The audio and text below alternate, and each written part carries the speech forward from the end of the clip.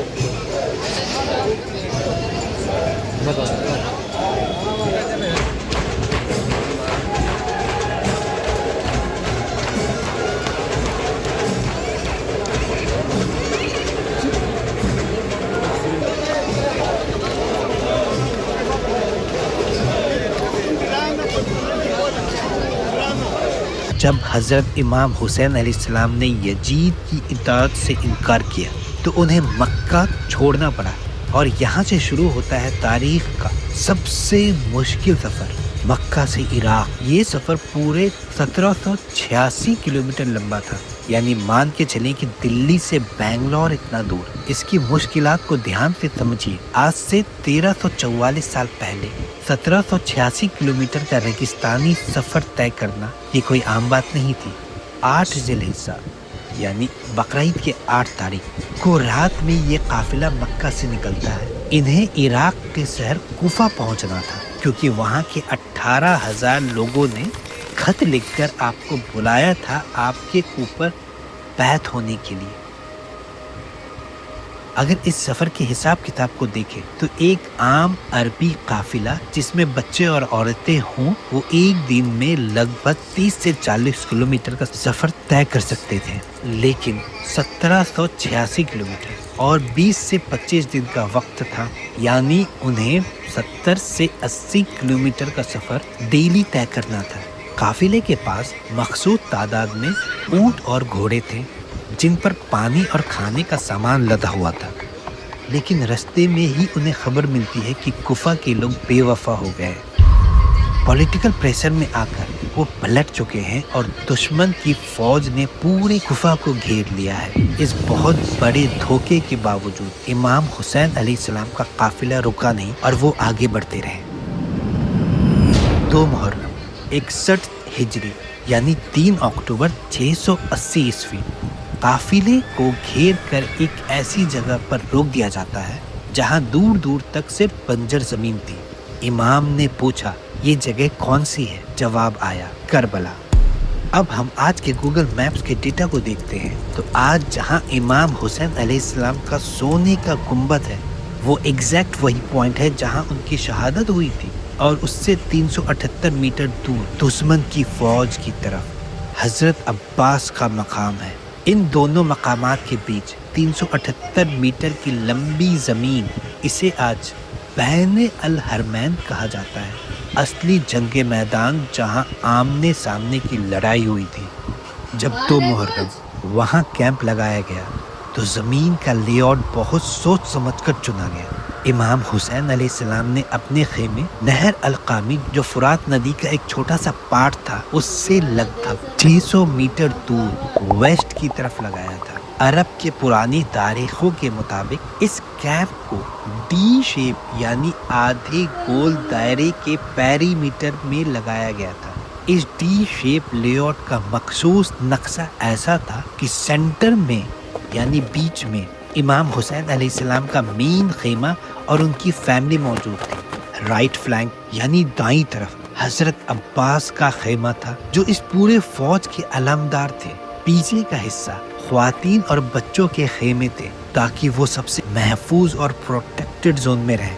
دشمن پیچھے سے اچانک حملہ نہ کر سکے اس لیے ایک بہترین اسٹریٹجی کے تحت کیمپ کے پیچھے اور دونوں سائڈ ایک گہری کھائی یعنی خندق کھدوا دی گئی تھی.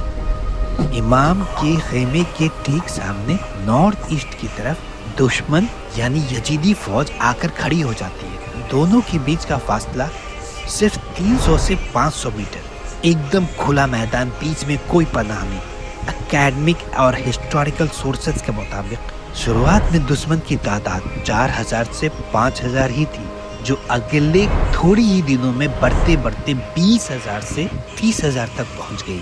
ان کا پوزیشن نقشے پر سمجھیے. دشمن کی فوج نہر القامی ندی سے لگ بھگ 200 میٹر دور تعینات تھی، یعنی کہ دشمن کیمپ اور ندی کے ٹھیک بیچ میں کھڑے تھے. کیمپ سے لے کر ندی تک کا کل فاصلہ لگ بھگ 600 سے 700 میٹر تھا.